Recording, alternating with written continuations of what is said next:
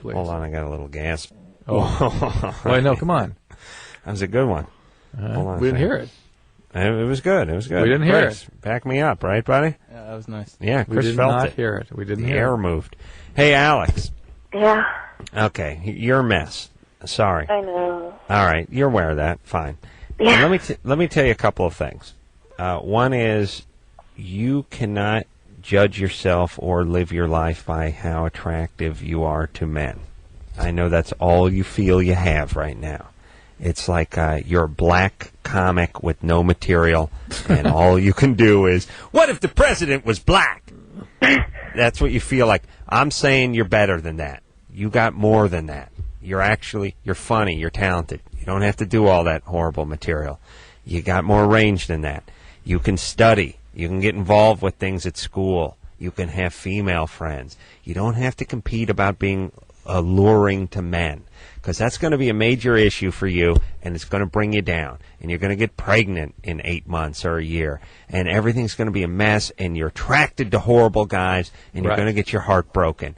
Yes. This is something that you're not prepared to dabble in. Oh, you think you're big time because, you were 12 and you had a 19-year-old boyfriend. Oh, no. Right. The only reason I went out with him is because I was scared, and he was like, if you don't say yes, we're going to kill you or something. Here's the point. He did not say that, but that's interesting. That's what you heard. Here's the point. Stop it. Stop it. Focus on other things. And don't get pregnant. But I can't. All right. Well, then don't get pregnant. Then you got to get mental health help. Can you get some help? If you cannot. Okay. All right. Then listen. Forget everything. Don't get pregnant. I'm not going to. I know you're not going to. You and every other ball of white trash from Arizona who's 15 and having sex with adults doesn't plan on getting pregnant. No, I'm still a virgin. Oh, good. That's my girl. That's huge. All right. I'm going to need you. You know what I'm going to need? What? I'm going to need you to send me a picture of your hymen with a current newspaper, with the date on the newspaper visible once a month. And a dime for scale. I send you what? A dime for scale. Yeah, I want to know how big it is. Yeah, it's good. Yeah, I like when they do that. I like when they put change next to the. Oh, it's as if you're looking at a hearing aid. What is that? The size of a Buick? No, you idiot! Look, there's a nickel next to it. I don't know. That thing could be a huge hearing aid. You could need a forklift in order to get that into your house. No. Look, there's a piece of change there. We got to come up with something better than change. Yes. Yeah. Fruit doesn't work because it moves. I like golf balls. Oh, that's good. All right. Here's the thing. Alex Good, you're virgin. Don't get pregnant. And don't trust your instincts with these guys. And I don't think there's anything we can tell her, Drew. You literally cannot control these behaviors. You must get help. That's it. Very simple. Or go to 12-step meeting if you want. Codependency meeting, that sort of thing. Drew, I'm going to officially say that dime for scale. Yeah. Funniest thing you've said in 4 years. Thank you. Oh, I'm moved. It's nice. And Drew, you know we talk about the yes and? Yes, and? That is a great example right there. Good. What's that? By the way, now that you explained to me what that works, I'm trying to pay attention. Yeah, I didn't understand the concept until you explained it to me a couple nights ago. The telephone and the VCR, not great examples. Not good. Okay, yeah. But the dime for scale, solid. Excellent. All right, we're going to take a quick break. We'll be right back.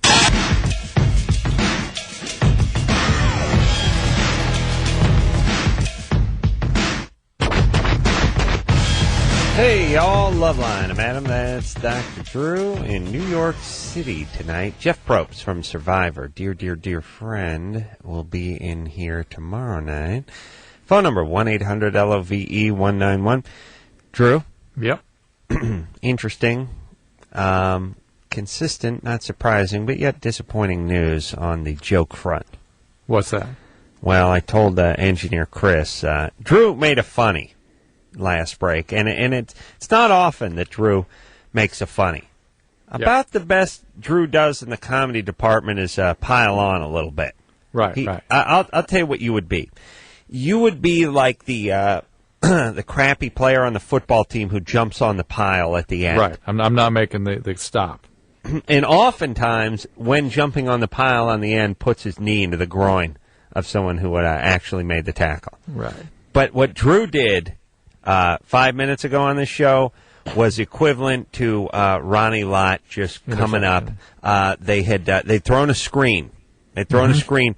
Drew had sussed it out, had a full head of steam, sidestepped a pulling guard, and just flattened the guy because the pass was a little high, just created a human spear, put his head right between the guy's numbers, right in the sternum. So satisfying. And did that move, too, where you don't even hit the ground. He stretched out a little for the ball. You put your helmet right in the sternum, and as you actually hit, you actually slide over him on the turf. He's on his back. You slide right over his front and right back onto your feet. Crowd going insane. Here's the comedy. My impulse is to pile on with my own little description of what I would want to do to the guy without adding anything to your story.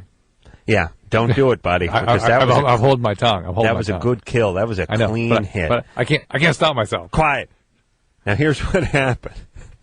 I spoke to our last listener, told her I was surprised she was a virgin and wanted to see a picture of her hymen with a current newspaper date displayed next to it each month just to make sure she was remaining a virgin. And Drew said, and throwing a dime for scale. So during the commercial, I said to engineer Chris, well, that was a good one. That was a good one Drew made, huh? And he's like, yeah, it was funny. And I started to take a step toward the drinking fountain, Drew, and I stopped and I said, you know what dime for scale means, Chris? And he said, no. So, Drew, little too hip for the room. Oh, no. I literally mean, put one in there. I mean, I would, you know. Little too hip for the room. No, okay. That's all I'm saying. Chris, dime for scale. We there? Still not there? We are there? What do you think? Do you have can you guess what that joke means? Well, the size. The size. All right. There we go. Yeah, break it down. Break it down. Break it down, Chris. I'm telling you to break it down. You got it right, so break it down, buddy. Thank you. All right. There you go. All right. I'm going Florida. I'm going Germany. Ooh. What is it, Eric? It is the Berlin Zoo in Germany. Wow, yeah. Drew. Oh, yeah. Hold on. Let's all just take a moment here. Drew, first off, joke. And let me explain what just happened with that Germany and Florida. Your joke was you coming up, sussing out the screen, and just 4th and 1, and just putting the helmet in the sternum of the fullback. I went up under his face mask, the helmet right there in the neck. Right. You know, let me tell you what this Germany or Florida was for you. This was a finesse play. Okay. This was 3rd and 7. They're on the 33. They're driving. And let me stop for a second. And every other time we huddled, you're going, you're such a pussy. You just follow on. You just follow on me. Yeah. Whatever I do, you follow what I do. Right. This is Terrell Owens split out wide. This is Drew going out with him 1-on-1. Mm-hmm. He's not in the bump and run. He's playing off him a good 5-6 yards. Terrell starts down the field. Drew backpedals, creating a buffer. Yeah. Turns. Terrell cuts sharp on the 7-yard marker at the flag, trying to pick up the first down. Turns out Drew takes 2 more back steps, then comes up, closes the window. Full speed. Strong spiral thrown to the sideline. Drew steps right in front of it and is down the sideline. Not a sound made. No contact, no nothing. Just actually a little tip on the ball, little tip before I catch it. Little chip forward, on Terrell's shoulder, and then pow, close the window right down the sideline. That's what that was, my man. Yeah, I'm telling you. That's what that was. Wow. Eric, you had another question? On a roll. Drew, don't talk anymore. Here's what I'm saying. Go sit on the bench. You're done. You're not going to have a better game. You're right. That's it. All right, let's... Adam, Susan, my wife, has sat here patiently watching this entire program tonight. Really? Isn't that wild? She came down to the studio with you? Yeah, isn't that crazy? Why would she do that? I know. I think why? She's becoming an Adam Carolla fan. Oh, really? Yeah. She was into that late night thing you did, and shoes on the other foot now, isn't it, Drew? And she was laughing a little bit. It was a little more of an audience here to have tonight. Have some actually laughing and smiling and stuff that you say. Well, she was there, and possibly your greatest night ever. Yes. Well, that part didn't seem to register. She doesn't. Susan, if you're listening, please understand that this is Drew making a joke. You hear less than Halley's Comet, really. I mean, this is monumental. See, now she's laughing. She wasn't laughing at the joke. that I told, she's laughing at you making fun of me. No, she doesn't understand. No. She doesn't understand. Not only did he get a Germany or Florida. By the way, Drew goes with what I don't even know if Drew's ever gotten a Germany or Florida that I haven't decided was either Germany or Florida beforehand. And I don't think I've ever come up with a Germany. I would tend to go towards Germany. Florida. Yeah. He was right. He went with the dime for scale joke. You know what I meant when I said hysterical? Susan, when I said dime for scale? Do you know what I meant?